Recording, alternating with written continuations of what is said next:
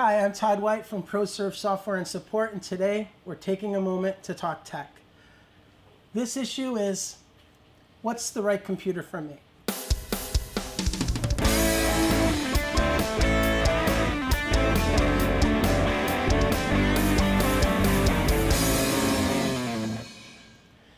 Okay, so when you're buying a computer, you want to look at three components. You want to look at the processor, the memory, and the hard drive. Now gamers out there, they're going to tell you video cards and latency speed and bus speed. So gamers, this one is not for you. For this video, why don't you go play your first person shooter and let me talk to everyone. Have they left yet? Good. Don't ever ask a gamer what you need for a computer, because they're going to ask you a simple question. I know you're going to use it for work, but are you going to play any games on it? And you're going to think solitaire, maybe Pac-Man. And if you answer yes, you're going to get a computer that'll open your Excel sheet faster than anyone in the world. Your lights will flicker and your solitaire will just fly all over the screen. You ever see the cards bounce? You won't even see them bounce. Whew, gone. Don't listen to a gamer. Let me help you out here, save you some money, and get you down the right path. So when you're looking for a computer and you're going to the chain stores, they're going to try to sell you the computer that's going to make them the most money, or the one that's on sale. So here are a few things to look at. There's going to be typically two processor types. There's going to be an AMD, which come in an A8 series and an FX series. And then there's going to be the Intel. Now they come a little bit more diverse, but for the most part, you're looking for the i3, the i5, and the i7. And let me kind of break them down a little bit for you. The i3 processor is kind of like an entry-level processor, just a little bit faster than what you're going to find in a tablet. It's a dual-core processor. Dual core? A dual core is one processor that has virtually two processors on it. So it's acting as two processors. Then there's going to be an i5. And the i5 is going to either be a dual core or a 4-core. And that's going to be probably where I'm going to direct you. It's really a nice mid-level computer. It does Office apps well. It does multimedia well, multitasking. And it's probably cost-effective. And then they have an i7. Now the i7 is an 8-core processor. A little bit more overkill for like if you're going to start a business or do basic word processing or even desktop publishing. The i7 is good for like multimedia, video editing, really intense gaming.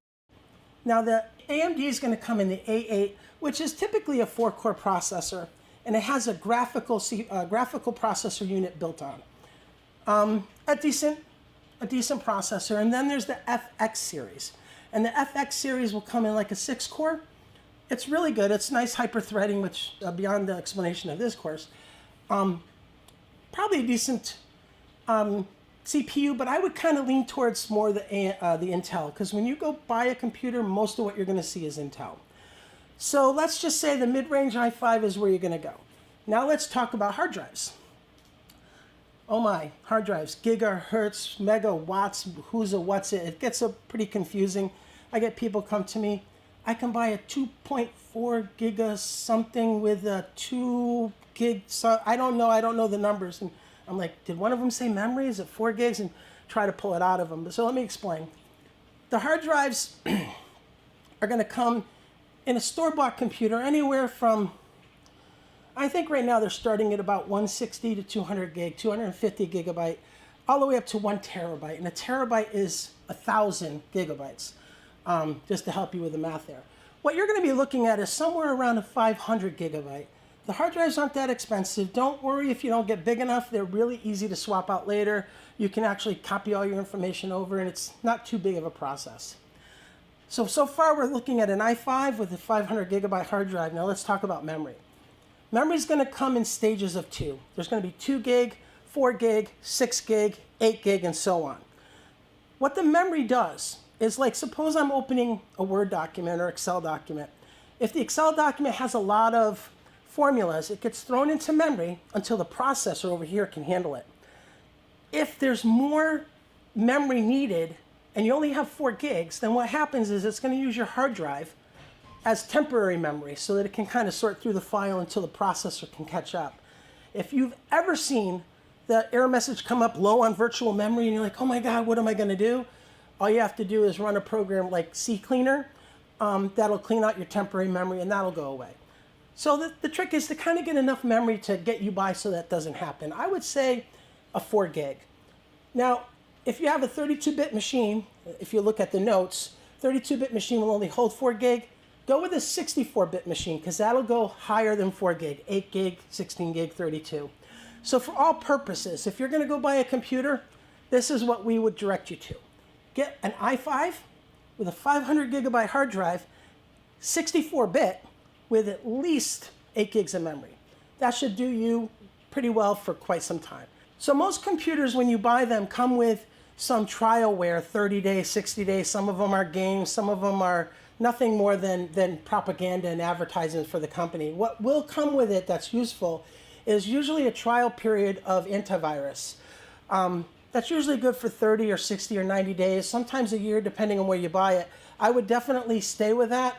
However, look at our video series on antivirus to learn more about that.